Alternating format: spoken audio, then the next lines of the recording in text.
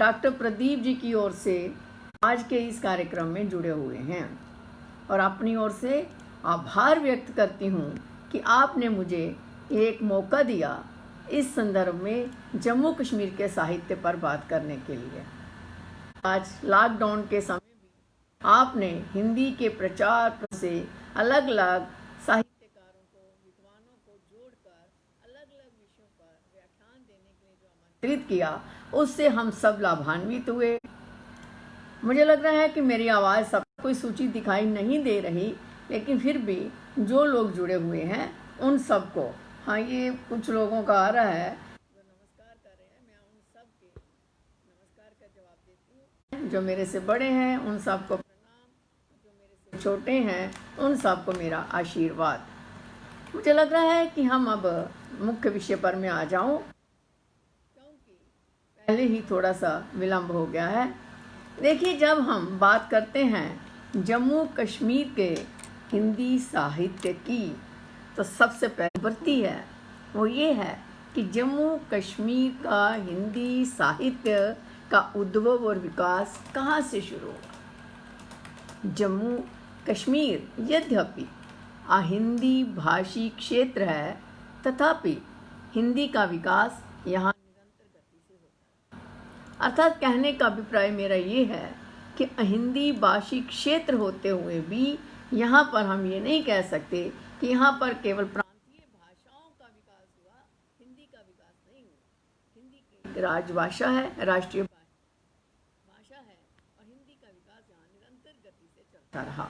ये ठीक है कि आरंभिक वर्षों में, आरंभिक दशकों में, आरंभिक युग में विकास उतना तीव्र गति से नहीं हुआ जो बाद में हुआ। आज तो निरंतर गति से जितना विकास देश के अन्य जगहों पर हो रहा है, मैं ये कह सकती हूँ कोई यहाँ पर हम कंपटीशन नहीं है, लेकिन जम्मू में, विशेषकर कश्मीर की अपेक्षा जम्मू में हिंदी का विकास निरंतर गति से हो रहा है। साहित्य की विभिन्न विधाओं की अगर हम बात करें तो कविता के क्षेत्र में यहाँ अधिक साहित्य लिखा गया। स्वतंत्रता से पूर्व के साहित्य, स्वतंत्रता से पूर्व जो साहित्य लिखा गया उसकी एक अपनी पहचान है, और स्वतंत्रता के बाद तो निरंतर गति से साहित्य लिखा जा रहा है। जम्मू कश्मीर राज्य में हिंदी साहित्य सृजन की परंपरा 18वीं शताब्दी के कवि दत्तू तथा कश्मीर के संत परमानंद की अविस्मरणीय हिंदी सेवा से आरंभ होता है। रीति काल के वीर रस के कवि भूषण और आदिकाल के कवि शालिभद्र सूरी की वीर काव्य परंपरा में दत्तू कवि आते हैं। दत्तू या दत्त या देवदत्त जिन्हें हम कहते हैं, रीति काल के समय जम्मू के ब्रजराव देव के, समझ सकते हैं कि जो दरबारी कवि होते थे, जो राजा महाराजा होते थे, क्योंकि वो उनकी शरण में होते थे, तो उनको वही लिखना पड़ता था, वही उनकी प्रशंसा में, उनके राय दरबार की नीतियों पर, उनकी प्रशंसा में ही वो ज्यादा उनका गुणगान करते थे। कवि दत्तू ने महाभारत के द्रोण पर्व का अनुवाद तो किया ही, ब्रजराव पंचाशिका में युद्ध वर्णन भी किया। उनकी कविता हिंदी कविता का पहला नींव पत्र हम मान सकते हैं। तो ये एक बहुत बड़ी बात है कि दत्तू को ये श्रेय प्राप्त है कि वो हिंदी के प्रथम कवि हैं हमारे जम्मू कश्मीर में हिंदी को आरंभ करने के लिए। महाराजा रणवीर सिंह के शासनकाल जो 1856 से 85 ईस्वी तक था, यानी भारतेंदु काल में भी यहाँ के हिंदी साहित्य में रीतिकालीन काव्य प्रवृत्तियां प्रमुख रही। राज्य आश्रित कवि पंडित नीलकंठ ने इस काल में काफी रचनाएं लिखी, जिनमें शासकीय रीति नीति, आचार व्यवहार का वर्णन मिलता है। इसी काल में कश्मीर में कवि परमानंद की कविता में हमें भक्ति और अद्वैत कहने का अभिप्राय ये है कि ये कवि जो है, जो परमानंद जो है, ये दर्शन से जुड़ी हुई कविताएं लिखते रहे, करते रहे। महाराजा प्रताप सिंह के शासनकाल में 1885 के बाद 1925 ईस्वी तक, अर्थात द्वितीय युग से पहले से लेकर छायावाद के मध्य तक, जम्मू कश्मीर में साहित्य की गति धीमी ही रही, अर्थात बहुत अधिक साहित्य नहीं लिखा गया। जो लिखा भी गया इस काल में कश्मीर के मास्टर जिंदा कोल शंकर के वेदांत दर्शन से प्रभावित होकर रहस्यवादी कविता लिख रहे थे। कहा जा सकता है कि जम्मू में 1925 ईस्वी तक का साहित्य राज्य आश्रित रहा, जबकि कश्मीर में कवि परमानंद से ही राज्य आश्रय से कवियों को मुक्ति मिल गई थी और वो भक्ति भावना से प्रेरित होकर साहित्य का सृजन कर रहे थे। महाराजा हरि सिंह के शासनकाल में 1925 से लेकर 48 तक जम्मू में साहित्य लगा, तो इस काल में साहित्य मुख्य धारा से प्रभावित होने लगा। साहित्य में भारतेंदुकालीन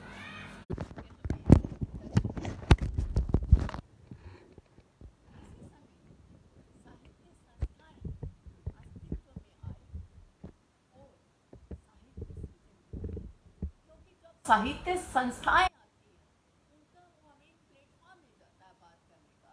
उसमें जो कवि हैं वो अपनी कविताओं को गाकर सुना सकते हैं, बात कर सकते हैं और उनको एक प्लेटफॉर्म मिलता है जिससे विचारों का आदान प्रदान होता है। कुछ पत्रिकाएं भी प्रकाशित। इसी समय 1942 में हिंदी साहित्य मंडल की स्थापना हुई, जिसने लोगों को मंच दिया बात करने के लिए। हमारे यहाँ पर जो हमारे एक कवि हुए जिन्होंने ये लिखा कि जो पुराने कवि थे उन्होंने ये लिखा कि साहित्य मंडल जो है उस समय उनके पास कोई इतना अनुदान नहीं था, इतना पैसा नहीं था कि वो बहुत अधिक विकसित हो जाता, लेकिन फिर भी विचारों का आदान प्रदान होता रहा। लेकिन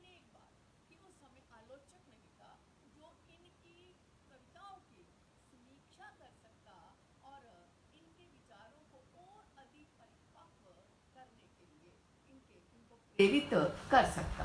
तो ये बात यहाँ तक है। छायावाद के पूर्वार्ध में कश्मीर के रहस्यवादी कवि जिंदा कोल, पहले भी मैं इनका नाम ले चुकी हूँ, जिंदा कोल का हमें उल्लेख मिलता है, जिनकी कृति पत्रम पुष्पम 1924 में प्रकाशित हुई। इसी काल में पंडित हरिदत्त शर्मा और पंडित नरोत्तम शास्त्री गांगे कविता लिख रहे थे। हिंदी के प्रचार प्रसार के इस युग में समाज सेवी संस्थाएं साहित्यकारों को मंच प्रदान कर रही थी। इसी युग में जम्मू कश्मीर में हिंदी की पहली पत्रिका वसुधा का प्रकाशन बंसीलाल सूरी के संपादन में आरंभ हुआ। इसके पश्चात भारती, उषा, प्रताप, चंद्रोदय, दीपक, रणवीर और गुलाब पत्र पत्रिकाओं का प्रकाशन आरंभ हुआ। सन 1935 के बाद इस राज्य की साहित्यिक गतिविधियों में तीव्रता आई। जैसे ही संस्थाएं बढ़ी, जैसे ही पत्र पत्रिकाओं का प्रकाशन बढ़ा, तो उससे ये तो बिल्कुल एक सही बात माध्यम से हमें कवियों को, कहानीकारों को, आलोचकों को आगे आने का मौका मिलता है, तो उससे तो साहित्य गतिविधियों को एक बढ़ावा मिलता है और वो आगे बढ़ती है। स्वतंत्रता प्राप्ति के समय तक पुष्प, दुर्गा प्रसाद काचरू, गंगादत्त शास्त्री विनोद, दीनूभाई पंत, चंद्रकांत जोशी, मनसाराम शर्मा चंचल, शंकर शर्मा पिपासु, बंसीलाल सूरी, धर्मचंद्र प्रशांत, राज तुली, सुशीला तुली, शकुंतला सेठ, कृष्णा गुप्ता और सुभाष गुप्ता काव्य क्षेत्र में उतर चुके थे। इन सभी कवियों की कविता का विषय देश प्रेम, क्योंकि एक एक कवि की कविताओं को लेकर ना यहाँ पर कविता पाठ हो सकता है और ना उनकी अलग अलग आलोचना हो सकती है, क्योंकि हमारा ध्येय तो साझे रूप से जम्मू कश्मीर में ये देखना है कि जम्मू कश्मीर में हिंदी की क्या स्थिति और गति है। तो इन सभी कवियों की कविता का विषय देश प्रेम, नारी उद्धार, समाज सुधार, नैतिक उपदेश और धर्म तथा ईश्वर के प्रति परंपरागत सोच आदि थे। 5वें दशक तक केवल कविता सृजन का युग रहा और इन कविताओं का मूल्यांकन गोष्ठियों में ही होता रहा। स्वतंत्रता प्राप्ति के बाद 1960 ईस्वी तक देशबंधु डोगरा नूतन, डॉक्टर ओम प्रकाश गुप्त, ओम गोस्वामी, श्यामदत्त पराग, यश शर्मा, पद्मा सचदेव, मोहन निराश, पृथ्वीनाथ मधुक, शशि शेखर, रतनलाल शांत, वेदराही, हरिकृष्ण कौल, गोपनाथ कौशिक का उदय साहित्यिक क्षितिज पर हुआ। जम्मू कश्मीर में हिंदी साहित्य के प्रोत्साहन के क्षेत्र में सबसे महत्वपूर्ण घटना है Jammu Kashmir academy of art, culture and languages की स्थापना। प्रदेश की कला, संस्कृति और भाषाओं के विकास के लिए अगस्त 1958 में इस अकादमी की स्थापना हुई, जिसने रियासत में हिंदी साहित्य के विकास में विशेष योगदान दिया और एक क्रांति ला दी। 60 के दशक की पुस्तकों की मैं बात करूं तो जो चर्चित पुस्तकें हैं उनकी सूची इस प्रकार है। नगरी नगरी फिरा मुसाफिर, ये संस्मरण है और इसको लिखने वाले हैं घनश्याम सेठी। केसर के फूल, चिनार के पत्ते, ये दोनों कहानी संग्रह हैं और लिखने वाले हैं मनोहर कृष्णदत्त। दुख सुख उर्दू लिपि में हिंदी का कविता संग्रह है, चंद्रकांत जोशी द्वारा लिखा गया। तांडव काव्य संग्रह और इसके लेखक प्रोफेसर सुभाष भारद्वाज। उर्मिला काव्य संग्रह श्रीमती शांति गुप्ता ने लिखा है। 2 फूल, दिन रात, बैसाख की रात, 5 सुपारी, ये सभी कहानी संग्रह है। अमिट रेखाएं, मानव रतन, दीपक, कश्मीर की सैर, ये सब 1960 तक प्रकाशित रचनाएं हैं।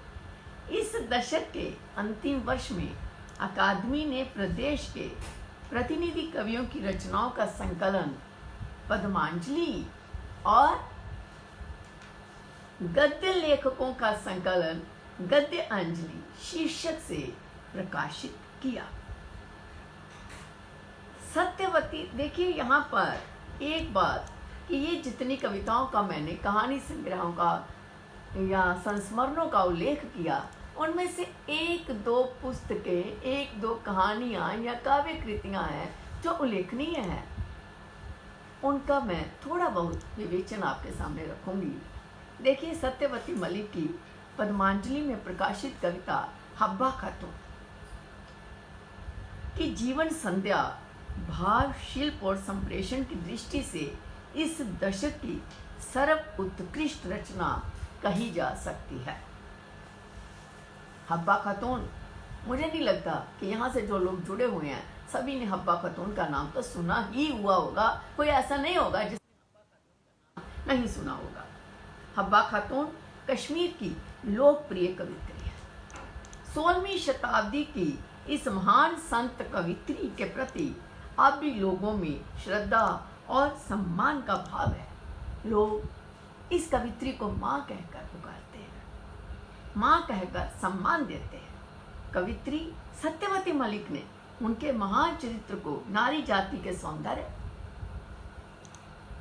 नारी जाति के सौंदर्य, निराशा, विरहजन्य पीड़ा को प्रतिबिंबित रूप से प्रस्तुत किया है।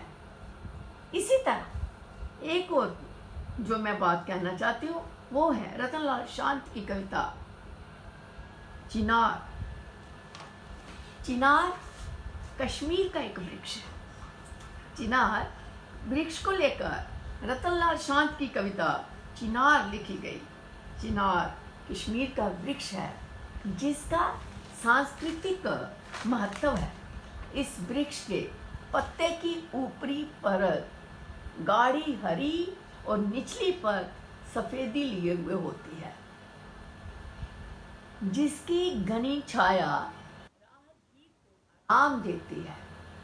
पत्ते सूख कर लाल हो जाते हैं और कश्मीर घाटी की रक्ताब सौंदर्य कवि चिनार के पत्तों पर पड़ी सूर्य किरणों का अपनी कविताओं में बिंब प्रस्तुत करता है। एक बात उल्लेखनीय है कि आज हम बहुत से जो पहाड़ी स्थल हैं वहाँ जाते हैं, वहाँ भी संभवतः कुछ चिनार के पेड़ हमें मिल जाते हैं, लेकिन जो चिनार के पेड़ों का सौंदर्य हमें कश्मीर में देखने को मिलता है वो कहीं और नहीं मिलता। ये इसकी अपनी एक पहचान है कश्मीर की, चिनार के पेड़। और देखिए इस संदर्भ में इस युग की हम इन दशकों की मैं बात करूं तो कविता की अपेक्षा छठे दशक में कहानी का लेखन बहुत कम हुआ। इस दशक में 8 कहानियां ही प्रकाशित हुई और इनमें अधिकतर दमित प्रेम या अव्यक्त प्रेम का चित्रण ही मिलता है।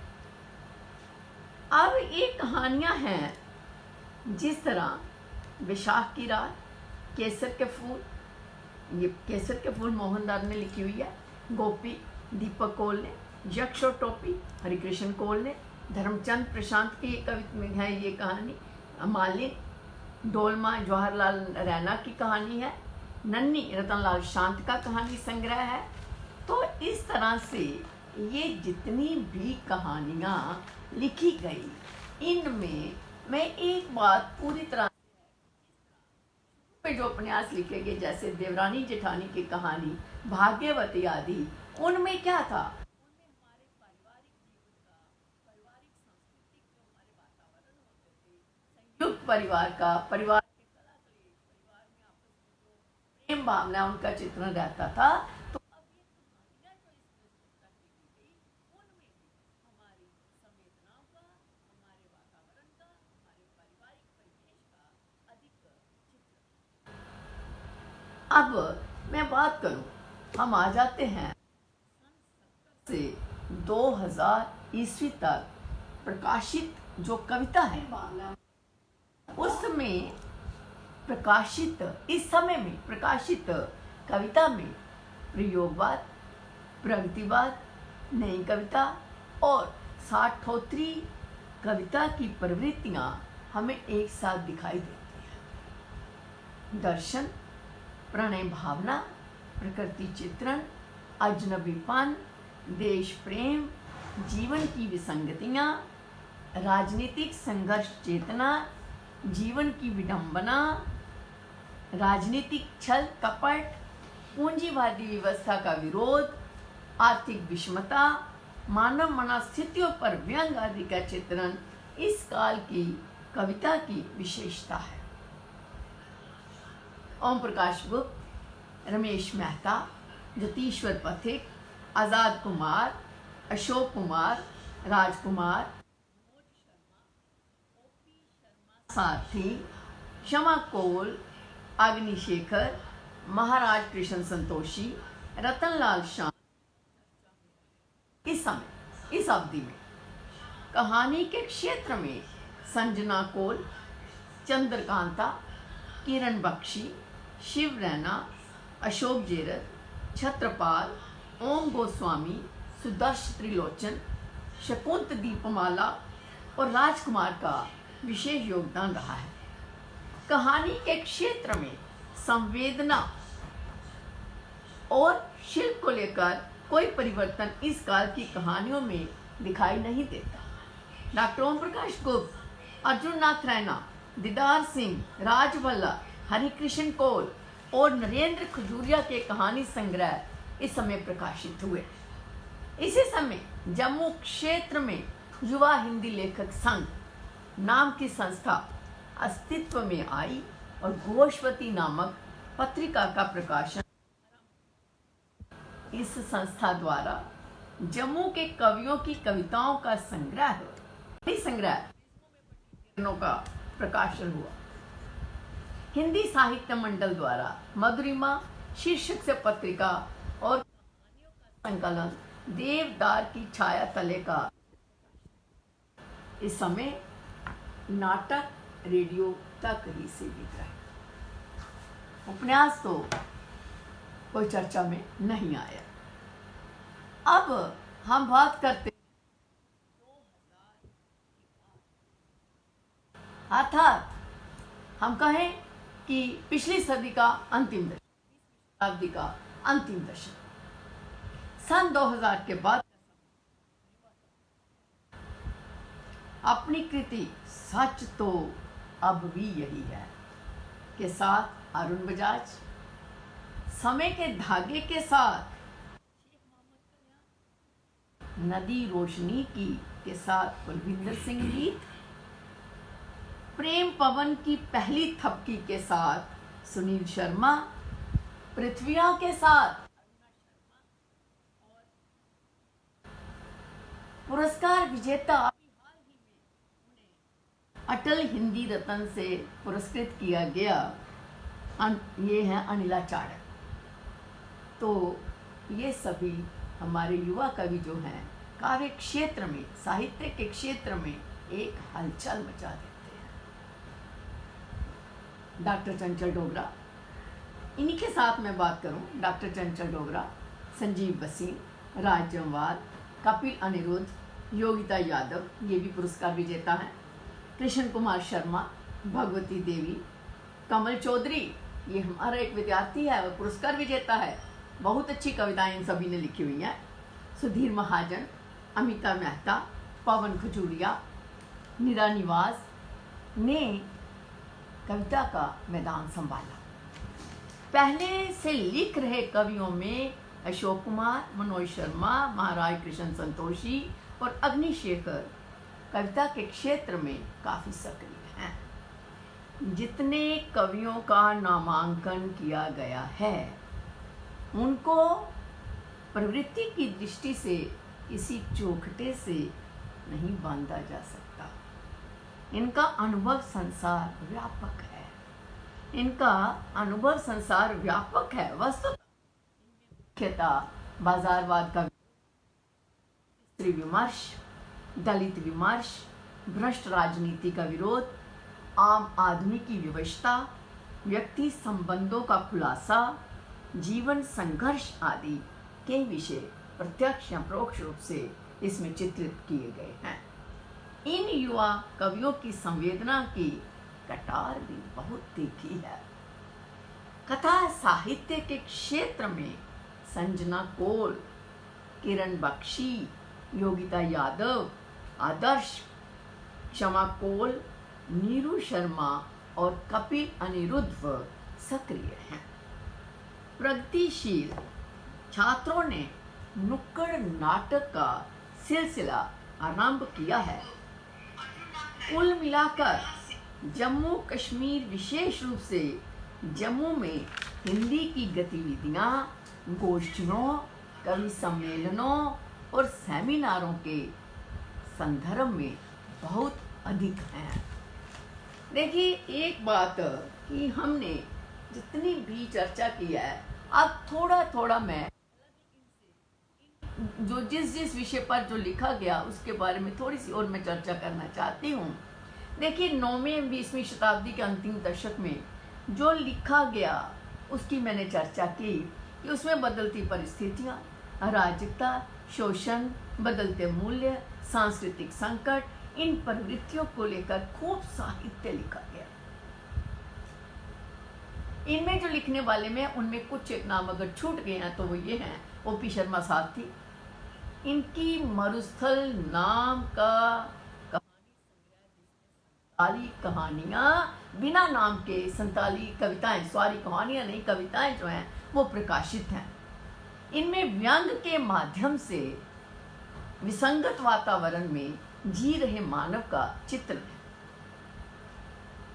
ओपी शर्मा शास्त्री ने डोगरी में भी बहुत साहित्य लिखा और एक मुझे मौका मिला था कि मैंने ये डोगरी के सभी उपन्यास जो हैं उनके ऊपर एक इम्फाल में एक संगोष्ठी हुई थी, उसमें मैंने इन्हीं को आधार बनाकर एक पत्र लिखा था जिसमें वो मुखौटों की बात करते हैं कि मुखौटों में जी रहे मानव की, और इन कविताओं में भी उन्होंने मुखौटों में जी रहे मानव की बात कही है। सरिता शर्मा 1982 में इनकी एक कविता संग्रह निकला स्वप्नमाल, जिसमें उन्होंने जीवन की विसंगतियों का चित्रण किया है। आज हम सब अनेक प्रकार की विसंगतियों का सामना कर रहे हैं, अनेक प्रकार के विद्रोह उपज रहे हैं, उनको उठाना, उनका चित्रण करना आज के युवा कवि जो हैं ये उनकी मानसिकता उसको सामने ला रहे हैं। वो निर्मल विनोद साक्षी संध्याओं के, इसमें उन्होंने निर्मल विनोद एक वरिष्ठ काव्य जो हैं कवि हैं, उन्होंने इसमें अपने काव्य संग्रह में जीवन अनुभूतियों का और प्राकृतिक सौंदर्य का मिला जुला वर्णन किया है। सुनो मार्कंडेय ओम प्रकाश गुप्त का ये एक साहित्यिक संदर्भ है जिसमें उन्होंने कुंती और कर्ण को लेकर चित्रण किया है। अब देखिए, अगर हम आ जाए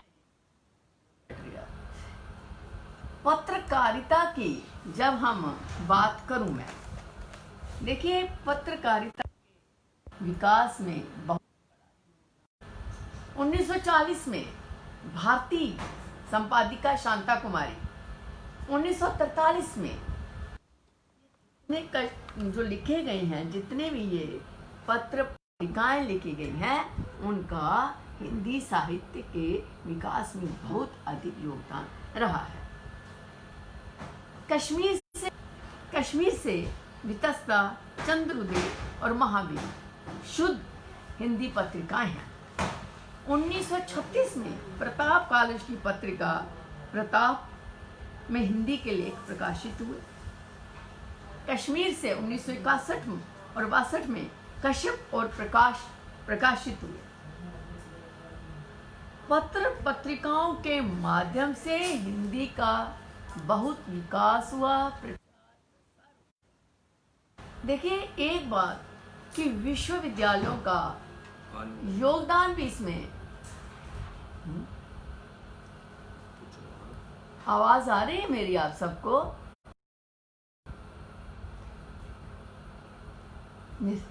मेरी आवाज आ रही है आपको? कश्मीर विश्वविद्यालय से वितस्ता और जम्मू विश्वविद्यालय से मंतव्य चिरकाल तक प्रकाशित हो रही है, लेकिन वितस्ता तो आज भी प्रकाशित हो रही है।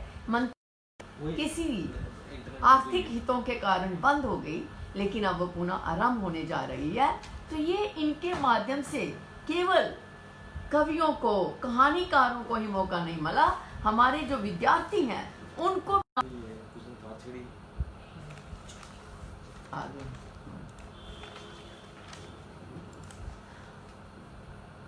कश्मीर विश्वविद्यालय से वितस्ता और जम्मू विश्वविद्यालय से मंतव्य चिरकाल तक प्रकाशित होती रही। वितस्ता आज भी प्रकाशित हो रही है, लेकिन मंतव्य किन्हीं आर्थिक हितों के रुकी हुई है, लेकिन हमारा प्रयास है शीघ्र ही उसे हम आरंभ करेंगे।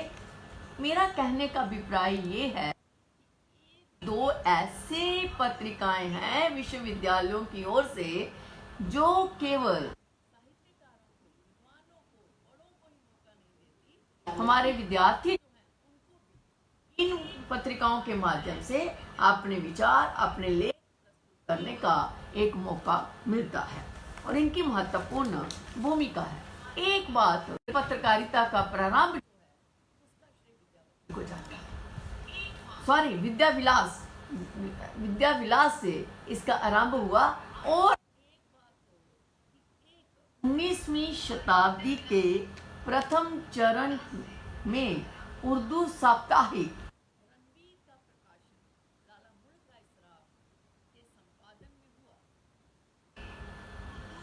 उर्दू का पत्र था, में हिंदी का विवेचन भी होता था। मैं इस होता रहा। तो कहने का अभिप्राय ये है, कोई ना कोई जो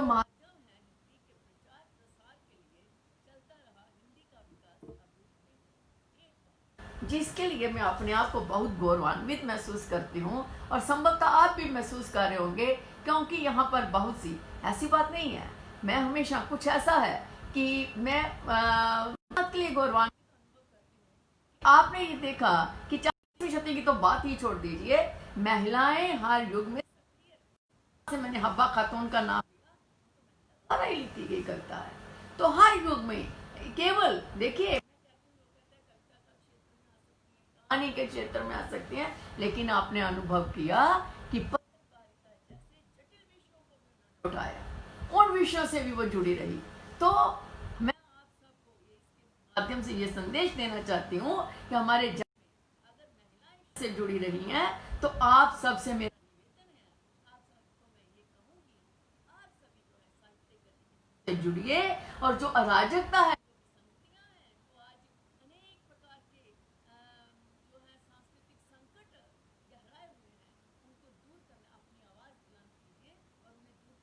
प्रयास कीजिए। तो मुझे लगता है मेरी सहमत भी होंगे।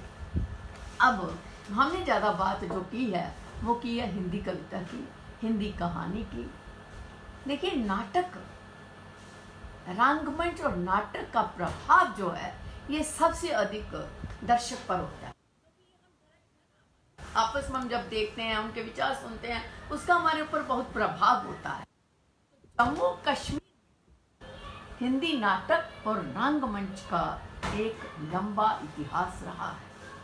हिंदी नाटकों के मंचन से पहले लोक नाटक, भांड पाथर, आपको एक चलते थे वो कार्यक्रम जिसके माध्यम से लोक संस्कृति का विवेचन किया जाता था, जागरण, ये सब शादी ब्याह में हरण, रासलीला, रामलीला का खूब के लिए किसी विशेष रंगमंच या अधिक सज्जा की आवश्यकता नहीं होती थी। इन लोक नाटकों का संबंध यहाँ के लोक जीवन तथा संवेदना से रहा है। जम्मू कश्मीर के महाराजा रणवीर सिंह के राज्यकाल में रघुनाथ नाट्य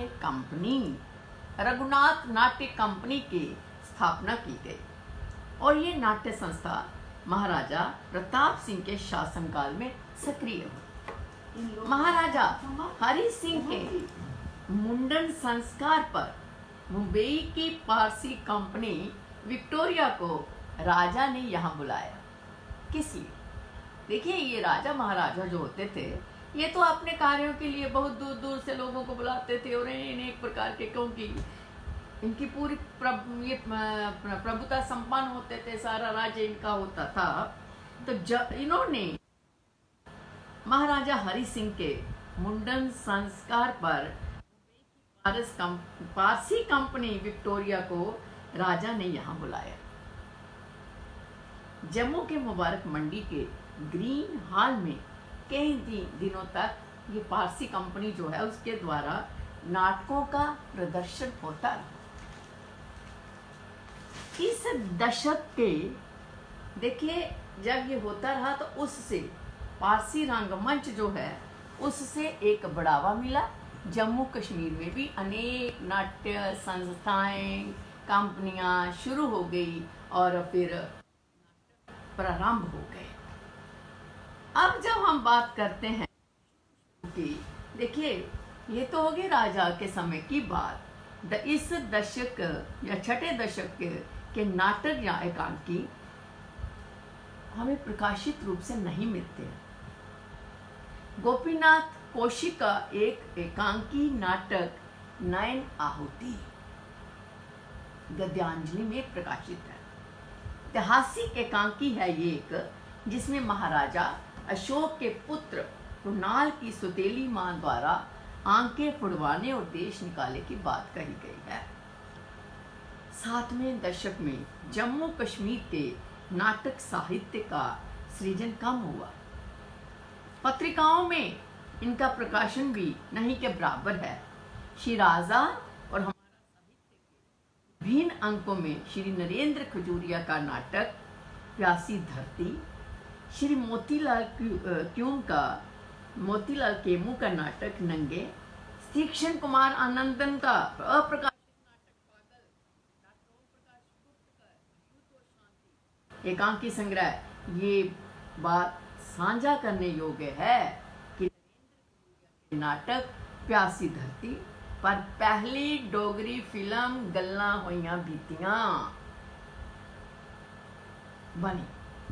अर्थात गल्लां होइयां बीतियां डोगरी की एक बहुचर्चित फिल्म रही है और वो फिल्म का जो और उसके लेखक हैं नरेंद्र खजूरिया। तो यहाँ पर कहने का भी धरती पर हर अच्छी तरह से साहित्य को समेटा, चाहे साहित्य की वो कोई भी विधा थी। देखिए कश्मीर में हमने जम्मू की ये बात की है। अब एक चीज और मैं ये कहना चाहती हूँ कि फारसी नाटकों से ही प्रभावित होकर थिएटर ग्रुप की स्थापना हुई, जिसमें चंद्रावली, जानकी मंगल, विषम प्रतिज्ञा आदि नाटकों का मंचन हुआ। फारसी रंगमंच के प्रभाव स्वरूप कई रंगमंचीय क्लबों की स्थापना हुई। धीरे धीरे रंगकर्मियों की संख्या भी बढ़ने लगी। स्वतंत्रता से पूर्व देश प्रेम की भावना जगाने के लिए इप्टा ने भी कई नाटकों का मंचन किया। 1952 में सुधार समिति ने कश्मीर हमारा है नाटक खेला। 1958 में अकादमी की स्थापना के साथ इस क्षेत्र में क्रांति आ गई। आज जो अकादमी है उसके माध्यम से प्रति वर्ष नाटकों का मंचन होता है, जिसमें स्थानीय और राष्ट्रीय स्तर के जो कंपनियां हैं नाटक की आती हैं, अपने अपने नाटकों का मंचन करती हैं और फिर लोग वहाँ पर हजारों की तादाद में नए नाटकों को देखने के लिए। तो ये बहुत बड़ा योगदान है, बहुत बड़ी क्रांति है नाटक के क्षेत्र में। कश्मीर में 1970-80 का दशक हिंदी नाटक और रंगमंच के लिए एक सुनहरा अवसर था। इस दौर में हिंदी तथा भारतीय भाषाओं के हिंदी में रूपांतरित तथा अनुदित नाटक मंचित हुए। रक्त बीज, नदी प्यासी थी, जुलूस, एक और द्रोणाचार्य, रजनीगंधा, कोणार्क आदि नाटकों का सफल प्रदर्शन हुआ। इस दशक में तीक्ष्ण कुमार आनंदम के नाटक भी हुए और जो प्रमुख नाटक हैं तीक्ष्ण कुमार आनंदम के वो हैं ज्योति पर्व, आखिरी पन्ने और पागल। एक मुट्ठी धूप रेडियो कश्मीर द्वारा प्रकाशित नाटक है। जम्मू में रंगमंच ये है। जैसे मैंने आपको पहले ही कहा कि जम्मू कश्मीर अकादमी द्वारा जो है इसको बहुत प्रोत्साहन मिला और आज जो मुख्य रूप से नाटककार हैं या संयोजक हैं वो कौन हैं, उनके नाम इस तरह हैं: मोतीलाल केमू, पद्मश्री बलवंत ठाकुर, मुश्ताक काक,